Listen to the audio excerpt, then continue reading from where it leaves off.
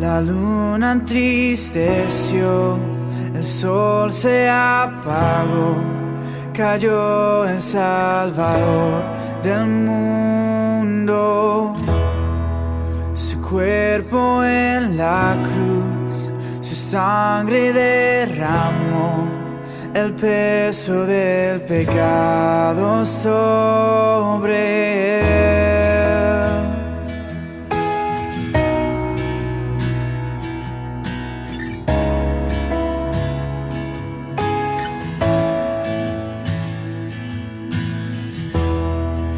Al fin él suspiró, el cielo lo ignoró, el Hijo descendió en tinieblas, la guerra en el Sion, la muerte derrotó, el infierno fue al fin vencido. La tierra retumbó, la piedra él quitó, su amor perfecto siempre vencerá. El Rey resucitó, la muerte derrotó, ganando la victoria. Por siempre a él la gloria es, por siempre exaltado es, por siempre él es digno. Vivo está, vivo está. La tierra retumbó, la piedra él quitó, su amor perfecto siempre vencerá. El Rey resucitó, la muerte derrotó, ganando la victoria. Por siempre a él la gloria es, por siempre exaltado es, por siempre él es digno. Vivo está, vivo está.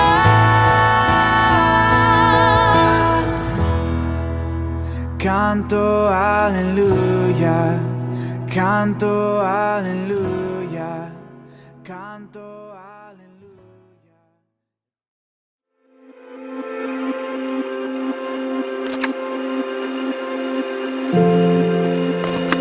Durante más de 2 décadas hemos sido de bendición para nuestra ciudad. Son muchas las familias que han sido tocadas por el amor de Dios a través de la obra que por su misericordia Él nos ha encomendado. Buscamos hacer del Evangelio un manual de vida integral que cumpla el propósito de reflejar a Cristo en la sociedad.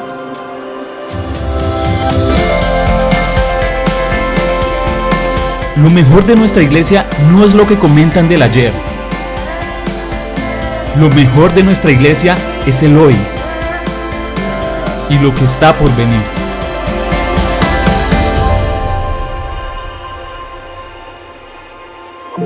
Somos Iglesia Carismática Familiar. Nuestra casa.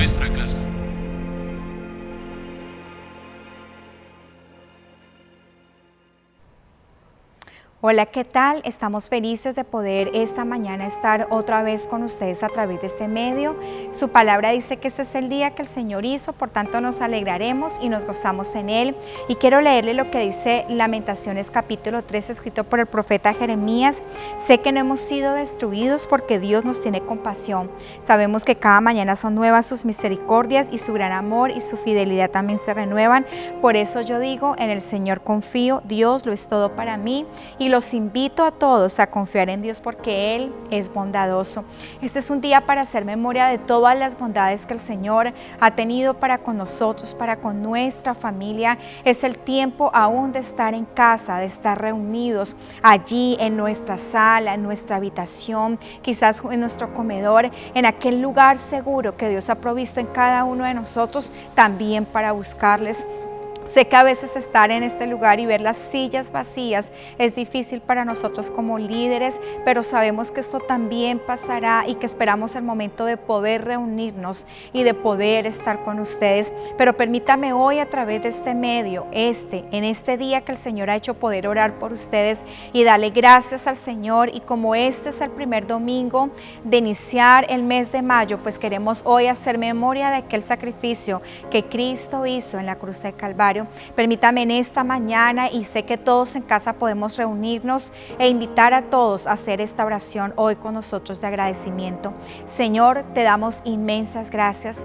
Citamos las palabras del profeta Jeremías cuando dijo: cada mañana son nuevas tus misericordias y tu gran amor y tu fidelidad se renueva cada día.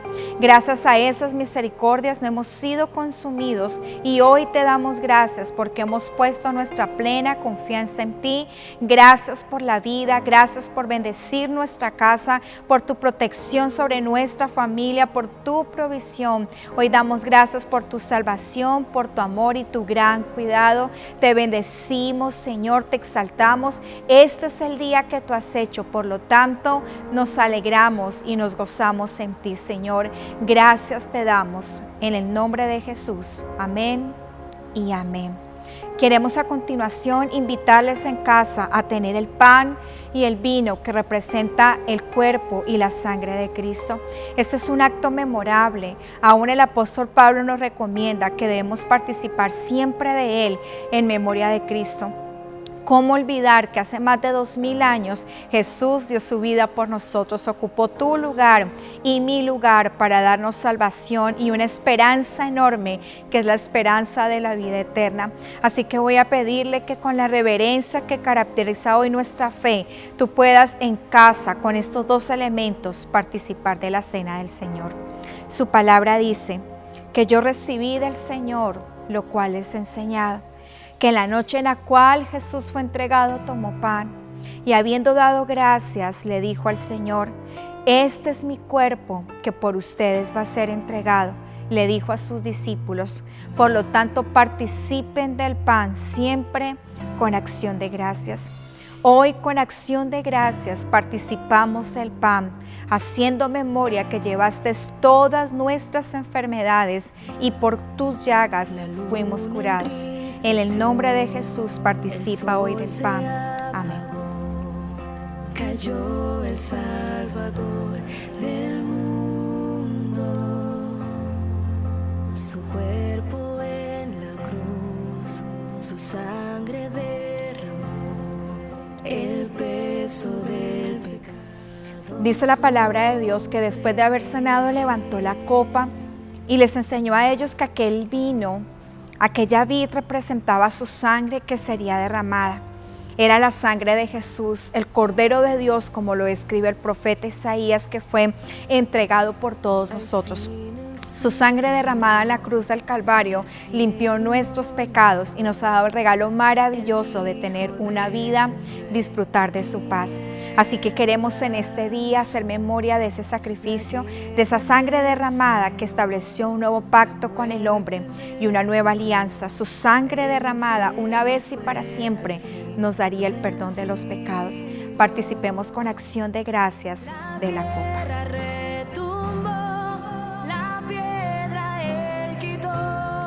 Su amor perfecto siempre vencerá. El Rey resucitó. Y el apóstol Pablo concluye diciendo que todas las veces que comiéramos de ese pan y tomáramos de esa copa, la muerte de Cristo anunciamos. Así que les bendecimos en este día. Sé que el mensaje a continuación edificará su vida, fortalecerá su fe y bendecirá su casa. Les amamos, les extrañamos y les bendecimos.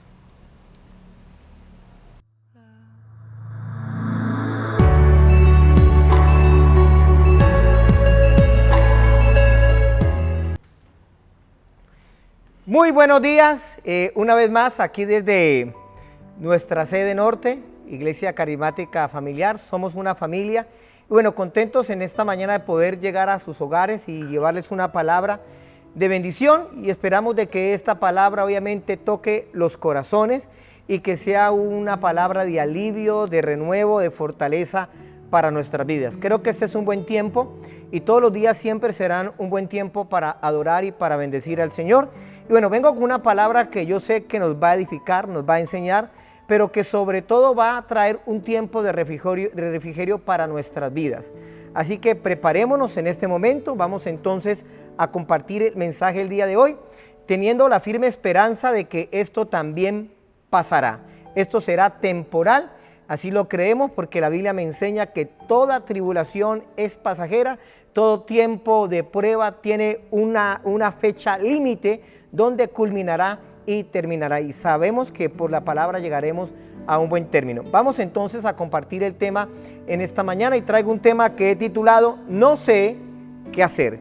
Para ello vamos a ir al segundo libro de Reyes, capítulo 6, el verso número 15, y dice de la siguiente manera: y se levantó de mañana y salió el que servía al varón de Dios, y aquí el ejército que tenía sitiada la ciudad con gente de a caballos y carros. Entonces su criado le dijo: Señor mío, ¿qué haremos?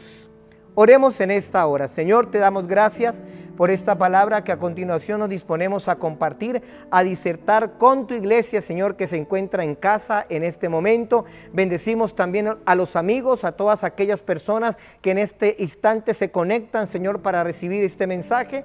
Háblanos, Dios de la gloria, a través de ella, y enséñanos, Señor, por el poder de tu palabra, en el nombre de Cristo Jesús. Amén y amén. No sé qué hacer. Yo quiero que usted, allá que se encuentra en su casa, le pregunte a la persona que tiene a su lado: ¿qué haremos?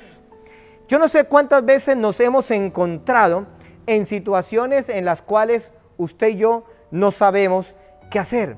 Situaciones en las cuales podemos hallarnos entre la espada y la pared. Aquellas situaciones, como dice el refrán popular: pastor, definitivamente no sé qué camino tomar, no sé qué camino coger. Hay situaciones en la vida que nos pone en la condición de no saber qué hacer, y particularmente cuando esas situaciones suelen ser desconocidas, como por ejemplo la situación actual que estamos viviendo, la situación del COVID-19. Creo que ninguno llegamos a imaginar que pasaríamos por estos momentos. Por momentos en los cuales definitivamente ni siquiera los gobiernos más preparados supieron qué hacer. Los gobiernos más desarrollados les tomó por sorpresa, y todavía, obviamente, la gran mayoría está en este momento simplemente en un tiempo de ensayo, de prueba y de error. Un virus que ha puesto en jaque a los estados más desarrollados, a las potencias que aún incluso en la parte científica pues se daban el lujo de saberlo todo y entenderlo todo, especialmente en todo lo que respecta a la parte viral. Ahora bien, esto nos deja una gran enseñanza, y la gran enseñanza del día de hoy es la siguiente: no saber qué hacer no es un interrogante que tenga que ser resuelto, sino una oportunidad que debe ser asumida. Mire, en la vida siempre vamos a enfrentar interrogantes que requieren ser resueltos, pero entendemos que detrás de cada interrogante o de cada problema simplemente tenemos que asumirlos como si estos fuesen una oportunidad.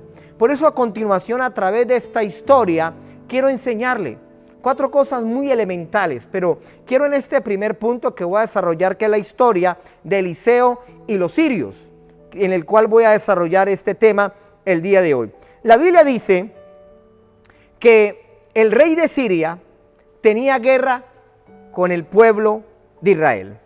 Y en una oportunidad entonces el rey de Siria consultó a sus siervos y les preguntó en qué lugar vamos a hacer un campamento para atacar al pueblo de Israel. Y en varias oportunidades los sirios prepararon el campamento para que cada vez que el pueblo de Israel pasara por aquel lugar tuviesen la oportunidad de atacarlos. Pero eso nunca sucedió, porque el pueblo de Israel había sido avisado por un profeta, por el profeta Eliseo, que le mandaba un mensaje, que le enviaba una misiva al rey de Israel diciendo: mira, el rey de Siria ha preparado un campamento para atacarlo. Estoy parafraseando la historia. Entonces el rey de Israel era advertido, y como era advertido, el pueblo de Israel era librado de todos los ataques sirios. Un día, entonces, el rey sirio se preocupó y pensó que en su ejército había una persona que pertenecía o era un espía del pueblo de Israel. Porque él decía: ¿cómo es posible que aún en lo más recóndito de mi cámara yo preparo el ataque y el pueblo de Israel se da por enterado? Alguien le dijo entonces al rey sirio que no era eso lo que estaba ocurriendo, sino que el profeta que el pueblo de Israel tenía les revelaba lo que iba a acontecer con ellos. Ahora lea conmigo, por favor. En el segundo libro de Reyes, capítulo 6, verso 12, dice la palabra del Señor lo siguiente: entonces uno de los siervos dijo: no, rey, señor mío, sino que el profeta Eliseo, que está en Israel, el cual declara al rey de Israel las palabras que tú hablas en tu cámara secreta. Ahora, esta historia creo que me deja tres grandes enseñanzas. La primera: todos tenemos enemigos por causa del reino de Dios. La segunda: todos tenemos también la responsabilidad de velar por el pueblo de Dios. Y la tercera: la gente sabe que tú eres el profeta del pueblo de Dios. Y era básicamente lo que se daba por enterado el rey de Siria. Ahora, los sirios eran enemigos por naturaleza del pueblo de Israel, pero el profeta tenía la responsabilidad de velar por el pueblo de Israel. Pero aún todo esto, dice la palabra, que un integrante del ejército sirio sabía que el pueblo de Israel tenía un profeta. El mundo sabe que el pueblo cristiano tiene cientos de profetas, que estamos dispuestos a velar por todo un pueblo, a proteger a todo un pueblo. Ahora bien, cuando volvemos a la introducción de este mensaje, nos encontramos literalmente que el profeta se encuentra sitiado. ¿Por qué el profeta se encuentra sitiado? Porque entonces la orden del rey sirio era que fuesen a buscar la casa del profeta y tomaran al profeta, obviamente para quitar la revelación sobre el pueblo de Israel. Y dice la palabra que cuando salió el siervo del profeta, encontró que toda su casa estaba sitiada con gente de caballos, con gente de carros. Entonces dice la palabra que el siervo mira al profeta y le pregunta: ¿qué haremos? ¿Qué haremos? Ahora bien, en esta parte de la predicación vamos a aprender lo siguiente: ¿qué hacer cuando no sabes qué hacer? La primera cosa que haremos cuando no se sabe qué hacer es precisamente aquellas cosas que no se deben hacer. Y la primera cosa que no se debe hacer es no tener temor. Así que yo quiero que con autoridad en esta hora le puedas decir a la persona que está ahí en tu casa, la persona que tenga a tu lado derecho o la que tengas a tu lado izquierdo, dile con autoridad: no tengas temor. Mire, segundo libro de Reyes, capítulo 6, verso 16, dice la palabra del Señor lo siguiente: Él le dijo: no tengas miedo, porque más son los que están con nosotros que los que están con ellos. Hay situaciones en la vida que suelen ser más graves de lo que tú y yo podemos imaginar. Hay situaciones en la vida que lo único que logran en nuestro interior es aflorar los miedos. El miedo no es del todo antinatural.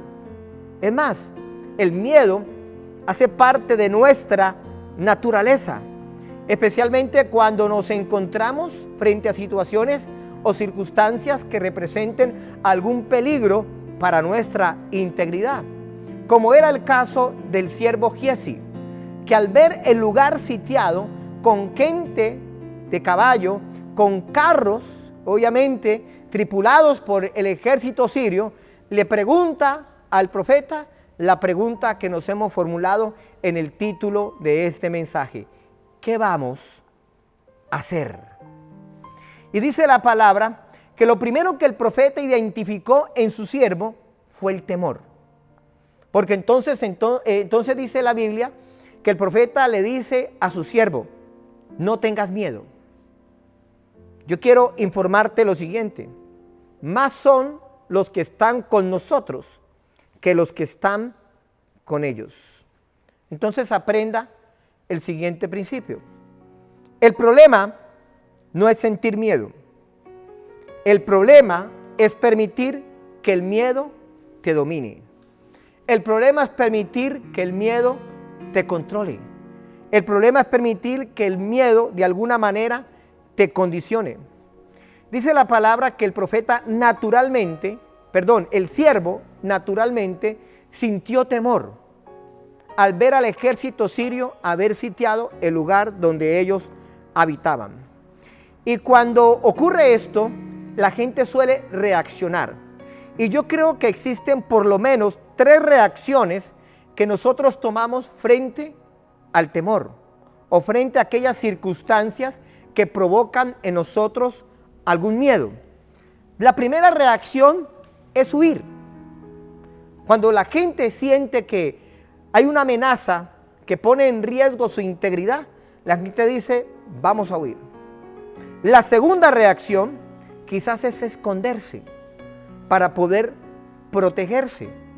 Pero obviamente el siervo entendió que estaban completamente sitiados, que no había un lugar para poder huir, tampoco había un lugar para esconderse. La tercera reacción tiene que ver con paralizarse. Y esa parálisis tiene que ver con que la gente, cuando se halla en ese tipo de circunstancias o situaciones, se halla en la condición de no saber qué hacer, qué decisión tomar, qué camino coger. Y es precisamente esta palabra nos va a invitar a hacer lo que debemos hacer todos nosotros para poderlo enfrentar. Lo primero es no tener miedo. Mire, cuando nosotros enfrentamos cosas que son desconocidas, cosas que se salen de la parte de lo normal, entendemos de que no es fácil afrontarlas. Sin embargo, viene una palabra del profeta que te dice, y yo quiero ser ese profeta el día de hoy, quien te dice: no tengas miedo. Ahora, yo creo que esta palabra no era simplemente una palabra para brindar consuelo, no simplemente era una palabra para dar aliento, era una palabra de confianza, queriéndole explicar a su siervo que cuando uno se halle ante esas circunstancias en las cuales no se sabe qué hacer, usted debe entender que ante esas circunstancias ni tú ni yo estamos solos. ¿Qué tal si tú le dices a la persona que tienes a tu lado allí en tu casa: hoy quiero informarte que no estamos solos? ¿Eso qué significa? Que no estamos desprotegidos. Y el profeta luego le explica la razón y le dice al siervo: oye, siervo, hoy quiero decirte algo que quizás tú no sabes. Y lo que quiero decirte es que más son los que están con nosotros que los que están con ellos. Yo imagino que el siervo miró al profeta y en algún momento llegó a pensar: el profeta está loco, porque yo miro a mi alrededor y solamente estamos tú y yo. Quizás posiblemente estaría la mujer del servicio o la mujer que ayudaba en los oficios cotidianos de su casa. No sabemos. Lo único cierto es que ambos se encuentran en su casa, totalmente sitiados por un ejército, por gente de carros y por gente de a caballos. Por eso la gran palabra profética de esta mañana es la siguiente: no estamos solos. Dios está con nosotros. Y entiendo que yo con Dios somos mayoría. Por lo tanto, nadie podrá hacerte frente en todos los días de tu vida. Eso dice la palabra del Señor. Es más bien una palabra para ti que me estás viendo y que me estás escuchando en esta mañana. No temas, te dice el Señor, porque yo estoy contigo. No desmayes, porque yo soy tu Dios que te esfuerzo. Siempre te ayudaré, siempre te sustentaré con la diestra de mi justicia. Mire, el salmista escribió en una oportunidad: si Dios está conmigo, no temeré lo que me pueda hacer el hombre. ¿Qué hacer cuando no sabes qué hacer? Lo primero es no temer. No tengas temor, porque no estás solo, porque no estás sola, porque mayor es el que está con nosotros que aquellos que están en el mundo. Por lo tanto, si Dios está contigo, no temerás lo que el hombre te puede hacer. Mire, cuando te encuentres en la posición de no saber qué hacer, vuelvo y te reitero, no debes temer. ¿Y sabes por qué? Porque el temor alimenta la inacción. Es decir, el temor no te deja actuar. Y el temor te pone en una condición de no saber qué hacer. Hay gente que dice: pastor, tengo miedo. Y como tengo miedo, no sé qué hacer. Quiero terminar este primer punto con la siguiente frase: el temor siempre te va a proyectar a un futuro negativo. Eso téngalo claro. Es decir, el futuro que estaba viendo el siervo no era para nada positivo, sino que él estaba esperando el peor desenlace al verse sitiado por el ejército sirio. Hoy quiero decirte algo: frente a aquellas situaciones que tú no sabes qué hacer, no permitas que el temor controle tu vida, porque al final el temor te va a proyectar a un futuro que no tiene esperanza y te va a proyectar a un futuro que no tiene salida. Bueno, gloria a Dios. La segunda cosa que haremos cuando no sabemos qué hacer es tener fe. Segundo libro de Reyes, capítulo 6, verso 17, dice la palabra del Señor lo siguiente: y oró Eliseo y dijo: te ruego, oh Jehová, que abra sus ojos para que vea. Entonces Jehová abrió los ojos del criado y miró, y aquí que el monte estaba lleno de gente de a caballo y de carros de fuego alrededor de Eliseo. Me gusta cómo le dice el profeta a su siervo Giezi, porque dice la palabra que el profeta dice: te ruego, Señor, que en este momento abra los ojos para que mi siervo vea. ¿Sabe de qué me habla esto? Sin duda alguna, esto me habla de la fe. Es más, cuando usted define el término fe a través de la carta de los Hebreos, la Biblia dice que la fe es pues la certeza de lo que se espera, la convicción de lo que no se ve. Entonces pude entender que lo que quería hacer el profeta con su siervo era que el siervo pudiera tener una visión del panorama que le estaba aconteciendo en ese instante, no a través de la vista humana, sino a través de la fe.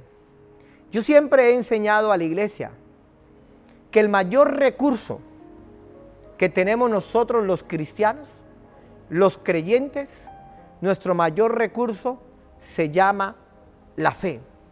¿Sabes por qué? Porque la fe nos abre la visión a todos los asuntos que escapan de la visión. Es decir, nos abre la visión a los asuntos que son sobrenaturales.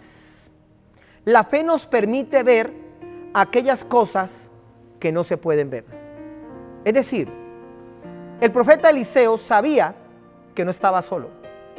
Aún el siervo Giezi pensaba que estaban solos. Por eso, a través de la fe, el profeta estaba tranquilo. Su siervo estaba preocupado y se encontraba temeroso, porque él no podía ver lo que el profeta sí estaba viendo. Y por eso entendemos por la palabra que la fe llama las cosas que no se ven o que no son como si fuesen.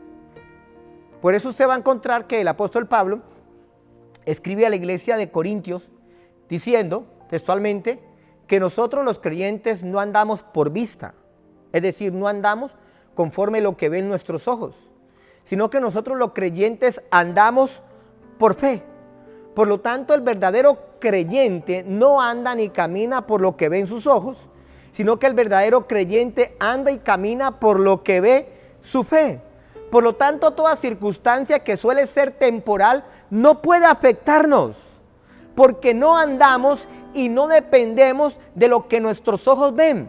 Nuestros ojos ven solamente las circunstancias.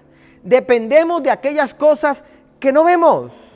Mire, yo puedo decir en esta mañana, sin temor a equivocarme, lo siguiente: que Dios creó el universo en dos dimensiones.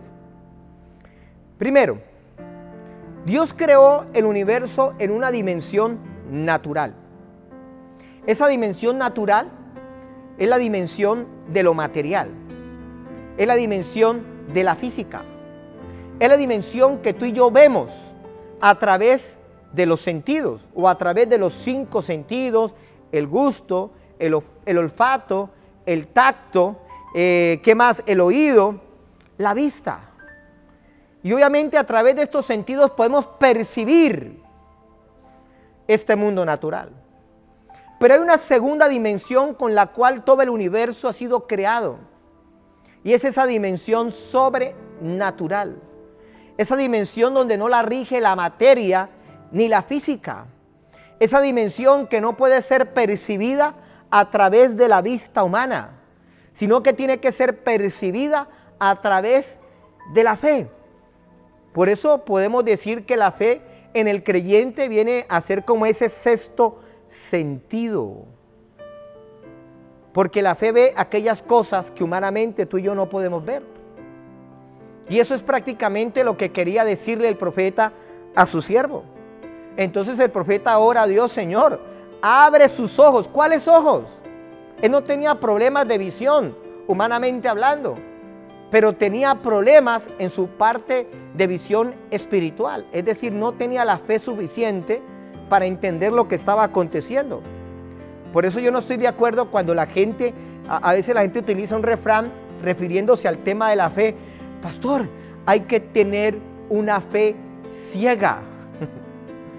No hay que tener una fe ciega. Es más, aprenda el siguiente principio: la fe no es ciega. La fe ve lo que nuestros ojos no pueden ver. Mire, lo único que nos sostiene en aquellas cosas que no sabemos qué hacer es la fe. Cuando usted se encuentre en una situación que no sabe qué hacer, usted tiene que creer. Mire, rápidamente le cuento un poco de la historia de Moisés. Moisés, en varias etapas de su vida, se encontró en situaciones que no sabía qué hacer. Cuando salieron libres de Egipto, dice la palabra que el primer obstáculo fue encontrarse frente al Mar Muerto y no sabía qué hacer. Aún cuando estaba en el desierto, no sabía cómo alimentar al pueblo de Israel, ni cómo darle de beber a todo ese pueblo.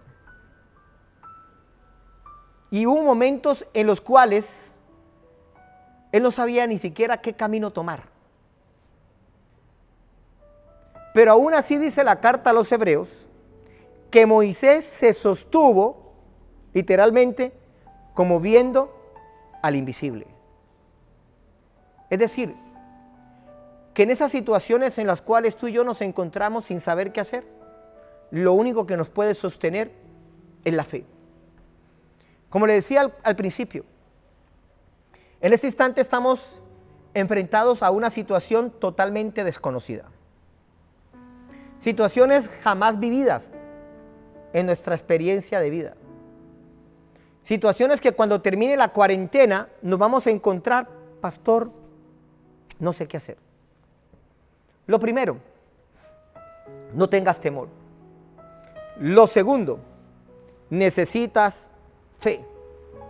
Permítame concluir este punto con la siguiente declaración, que va a ser una declaración de poder para su vida. Hay cosas que usted no está viendo, que usted está creyendo, que Dios está haciendo, pero que pronto verá. Créalo en el nombre de Jesús. Termino este segundo punto con esta historia. La Biblia dice que cuando el profeta le pidió a Dios que abriera sus ojos, los ojos de su siervo, los ojos de su siervo fueron abiertos. ¿Cuáles ojos? Los ojos de la fe.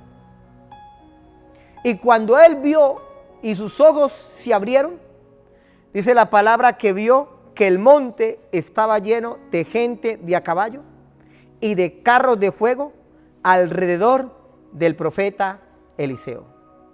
Hoy quiero decirte lo que dice el salmista en uno de sus salmos. El ángel de Jehová acampa alrededor de aquellos que le temen. Quizás usted humanamente puede mirar en su entorno y a su alrededor.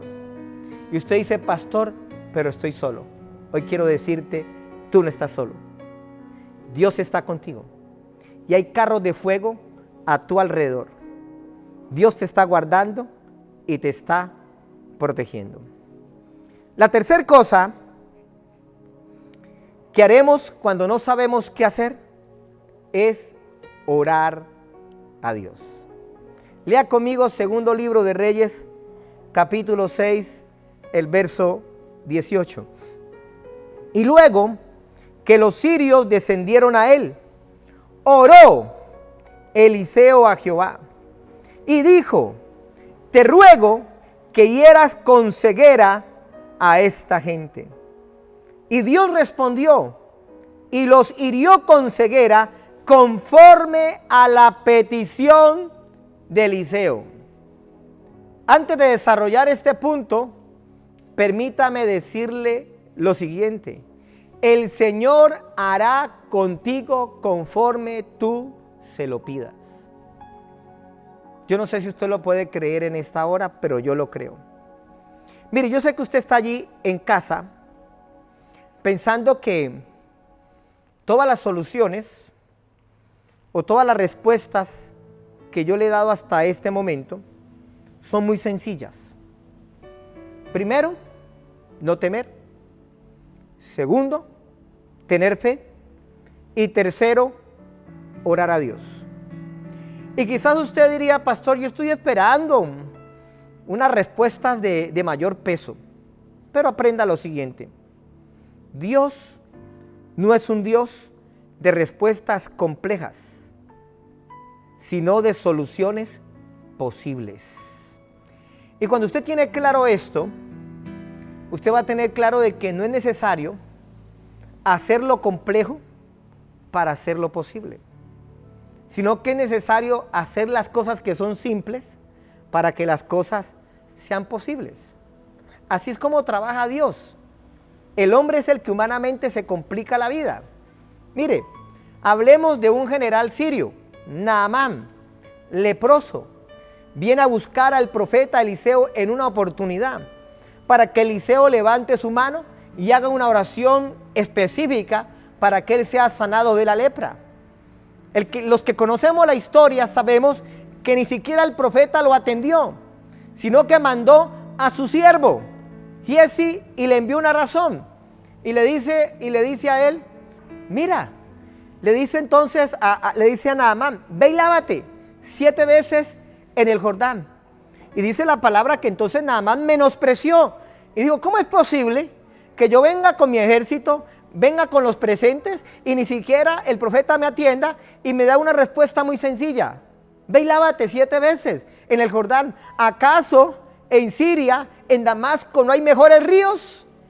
Mire, Dios da respuestas sencillas a lo que la gente cree que es algo complejo. Así opera Dios. ¿Qué hacer cuando no se sabe qué hacer? Entonces, primero, no temer. Segundo, tener fe. Y tercero, orar a Dios. Ahora, la petición que hace el profeta en medio de su oración es una petición bien particular y bien peculiar. Porque entonces el profeta le dice al Señor, te ruego que hieras con ceguera al ejército sirio. Ahora, yo pude comprender hace mucho tiempo que la oración no puede convertirse en nuestra vida en el último recurso, sino que la oración debe ser en nuestra vida frente a aquellas circunstancias en las cuales no sabemos qué hacer, debe convertirse en nuestra prioridad. Mire, en tiempos de crisis, básicamente usted necesita primero estas 3 cosas: no temer, tener fe y orar todo el tiempo a Dios. Lo que más me impacta de esta historia no es solamente de que el profeta haya orado al Señor. Lo que más me impacta de esta historia es que el Señor respondió la oración peculiar que hace el profeta. A veces la gente piensa, pastor, ¿será que Dios va a responder lo que le estoy pidiendo? Por ridículo que parezca, si lo que estás pidiendo a Dios se le place responderlo, créame que sí, Dios lo responderá. ¿Por qué? Porque Dios responde nuestras oraciones. Rápidamente, quiero enseñarle 3 secretos para que Dios responda tus oraciones. Y yo creo que más de 3 secretos consideraría que serían 3 principios. El primero, pida siempre al Padre en el nombre de Jesús. Recuerda que Jesús dijo en una oportunidad, todo cuanto pidieres al Padre en mi nombre, Él os lo dará. ¿Por qué? Porque hay poder en el nombre de Jesús. Y porque el Padre atiende toda petición que lleve el sello y la marca de Jesús. Segundo principio o segundo secreto para que Dios responda a tus peticiones: pida de acuerdo a la voluntad de Dios. Los evangelios dicen que si pedimos alguna cosa conforme a su voluntad, Él nos oye. Eso está claro. Usted no pida cosas que estén en contravía, que no estén alineadas o que no sean conformes a la voluntad de Dios. Y el tercer principio o el tercer secreto: pida sin temor, porque el que pide, recibe. No tenga temor al pedir. Mire, la Biblia dice que Jesús creo que le dijo a los discípulos: hasta ahora nada habéis pedido en mi nombre. Pedid y recibiréis, para que vuestro gozo sea cumplido. ¿Quieres que tu gozo sea cumplido? ¿Quieres que tu deseo sea cumplido? ¿Quieres que tu necesidad sea suplida? Pida, porque el que pide, recibe. Arriésguese a pedir. Mire, el profeta se arriesgó a hacer una oración inusual. Le rogó al Dios Padre que hiriera con ceguera al ejército sirio. Cuando usted se encuentre en una situación que no sabe qué hacer, entonces lo que puedes hacer es orar. Mire, la peor tentación que un cristiano puede tener es dejar de orar en los tiempos de crisis. Eso es la peor tentación. Si no le recuerdo lo que ocurrió en Getsemaní, Jesús se aparta de los discípulos para orar y cuando llega los halla durmiendo. Fueron tentados para no orar. Y luego Jesús va a orar nuevamente y nuevamente regresa y siguen durmiendo. ¿Y usted recuerda las palabras textuales de Jesús a Pedro? Le dijo Jesús a Pedro: Pedro, ¿no habéis podido velar una sola hora? Velad y orad para que no entréis en tentación. Y eran los momentos más críticos del ministerio de Jesús. Por eso quiero terminar este punto con el siguiente principio. Si eres fuerte en la oración, serás fuerte en la tentación. Gloria a Dios. La cuarta cosa que haremos cuando no sabemos qué hacer es hacer lo correcto. Hacer lo correcto. Yo creo que uno de los temas más difíciles de hacer cuando no se sabe qué hacer es hacer lo correcto. Y es precisamente porque no se sabe qué hacer. Bueno, quiero terminar narrando toda esta historia en la cual nos hemos enfocado en esta enseñanza. Y la historia termina más o menos de la siguiente manera. Vamos a parafrasearla. Toda la gente que me conoce sabe que no soy muy amante a leer grandes porciones de la Biblia, sino a narrar lo que dice la palabra del Señor. La Biblia dice que Dios hirió al ejército sirio con ceguera. Ellos venían a buscar al profeta Eliseo, quizás para matarlo o quizás para llevárselo como prisionero. Y cuando ellos fueron heridos, entonces el profeta salió y supuestamente los iba a guiar donde estaba el profeta. Pero dice la palabra textualmente que los guió hasta Samaria. ¿Qué había en Samaria? En Samaria estaba el rey de Israel, juntamente con todo el ejército de Israel. Y entonces cuando se hallan frente al rey de Israel, entonces el profeta le dice a Dios que por favor que sus ojos fueran abiertos. E inmediatamente ocurrió conforme a la petición que había hecho el profeta. Y los ojos del ejército sirio fueron abiertos y se encontraron frente al ejército que ellos querían vencer. ¿Cuál fue la reacción del rey? Entonces el rey le pregunta al profeta: ¿los mataré, padre mío? Porque ese era el nombre el cual se le llamaba a los profetas, como unos padres. Y me impacta la respuesta del profeta, porque el profeta le dice al rey: no los mates. ¿Acaso tú matarías a aquellos que tomaste cautivos con tu espada y con tu arco? No lo hagas. ¿Por qué mejor no les pones pan y agua para que ellos coman y beban y retornen ante sus señores? ¿Sabe qué ocurrió? Lea conmigo. Segundo libro de Reyes, capítulo 6, 23. Entonces se les preparó una gran comida. Y cuando habían comido y bebido, los envió.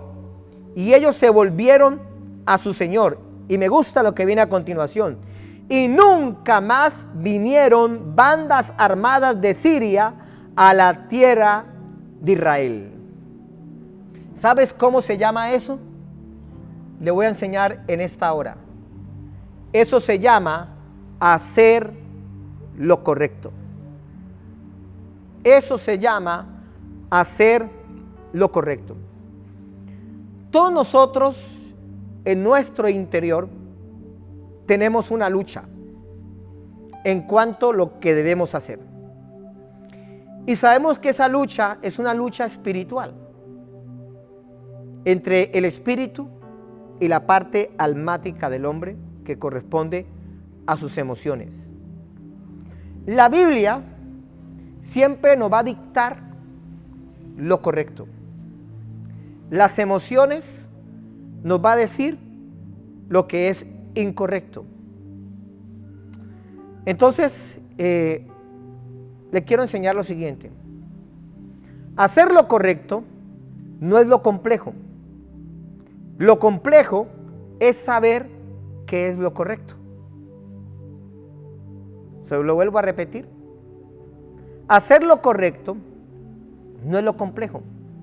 Lo complejo es saber qué es lo correcto. Yo creo que en el fondo, la gran mayoría de personas sabemos lo que debemos hacer. Pero también en el fondo, libramos una lucha.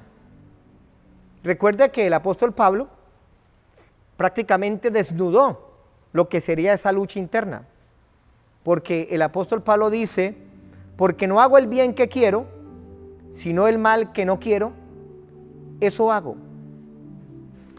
Entonces, cuando uno se halla frente a situaciones que no sabe qué hacer, pues hacer lo correcto a veces se convierte en algo complejo. Pero más complejo es saber qué es lo que es verdaderamente correcto. El rey no sabía qué hacer. Tenía al ejército sirio frente a él. Por eso el rey le consulta al profeta. Es importantísimo que cuando usted se halla en situaciones que no sabe qué hacer, consúltele al profeta. Pida un consejo. Consúltele a su líder. Consúltele a su pastor. Que estoy completamente seguro que él le va a guiar para que usted pueda hacer lo que es correcto. Entonces el rey pensaba matarlos. Y el profeta le dice, no los vas a matar. Dales pan y dales comida. Y el texto que leímos dice la palabra que entonces el rey preparó una gran comida. Ascuas de fuego sobre la cabeza de sus enemigos. Es ahí donde aprendemos lo que dice la carta a los romanos. El mal tiene que ser vencido por el bien. Entonces quiero culminar este mensaje diciéndote lo siguiente. Para hacer lo correcto, debes tomar en cuenta por lo menos estos 3 consejos en esta hora.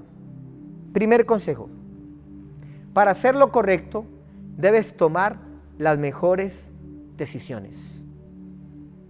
Procura, esfuérzate en tomar las mejores decisiones. Cuando termine esta cuarentena, vamos a tomar las mejores decisiones. Cuando termine este tiempo de pandemia, porque esto también pasará, vamos a tomar las mejores decisiones. El segundo gran consejo, debemos actuar conforme a la palabra del Señor y no conforme a nuestras emociones. ¿Quieres aprender a hacer lo correcto? Lo correcto se encuentra en la palabra del Señor. No se encuentra en tus emociones, no se encuentra en tu corazón, porque si hay algo engañoso en nuestra vida, lo he enseñado muchas veces, es nuestro corazón. Y el tercer gran consejo es el siguiente. Debes hacer el bien a quien te ha hecho el mal. Lo aprendemos del profeta Eliseo. Los sirios vinieron ante el profeta para hacerle el mal. Tenían el plan para atacar al pueblo de Israel. Pero la respuesta del profeta es hacerle un bien. Pan y comida para el ejército enemigo. Entonces termino esta disertación diciéndote lo siguiente. ¿Qué hacer cuando no sabemos qué hacer? Primero, Dios te enseñará a hacerlo. Como Eliseo le enseñó a su siervo y como Eliseo le enseñó a su rey. Para ello hay que ser espirituales para hacer lo que no sabemos qué hacer. Bueno, mis amados, oremos en esta hora. Padre, te damos gracias por esta enseñanza. Gracias, Dios de la gloria, por esta disertación, Señor. Gracias por este tiempo, porque a través de una palabra hemos aprendido a hacer en los momentos que no se sabe qué hacer. Por eso cuando el siervo preguntó, ¿qué haremos?, el profeta le dio la respuesta. Espero, Dios de la gloria, que a través de esta disertación, todo tu pueblo hayamos aprendido y recibamos, Dios de la gloria, este mensaje y podamos, Dios de poder, tomar las mejores decisiones y actuar de la manera correcta. En el nombre de Cristo Jesús, amén y amén. Gloria a Dios. Bueno, mis amados, hoy quiero leer también una porción de la palabra que está en Gálatas capítulo 6, verso número 9, y dice de la siguiente manera: no nos cansemos pues de hacer el bien, porque a su tiempo segaremos si no desmayamos. Sin duda alguna la palabra nos enseña a continuar con las cosas buenas que durante mucho tiempo hemos venido haciendo. Entendemos también por las Sagradas Escrituras que sin importar de que estemos en un lugar específico, seguimos siendo iglesia. Y la iglesia no es algo que se limita a un lugar de reunión. Somos iglesia en cualquier lugar y en cualquier espacio. Y podemos comprender entonces por la palabra que en todo tiempo la iglesia siempre hará el bien. ¿Y sabes por qué? Porque al final usted y yo segaremos y cosecharemos. Por eso les invitamos a todos ustedes a poder continuar a hacer las cosas buenas, predicar la palabra, a mantenernos obviamente en oración, en santidad para con Dios, pero también a ser fiel con nuestra mayordomía al Señor. Bueno, no siendo más, mis amados, en este día queremos despedirnos sin antes decirles de que les extrañamos, que les amamos y que sé que muy pronto volveremos a reunirnos.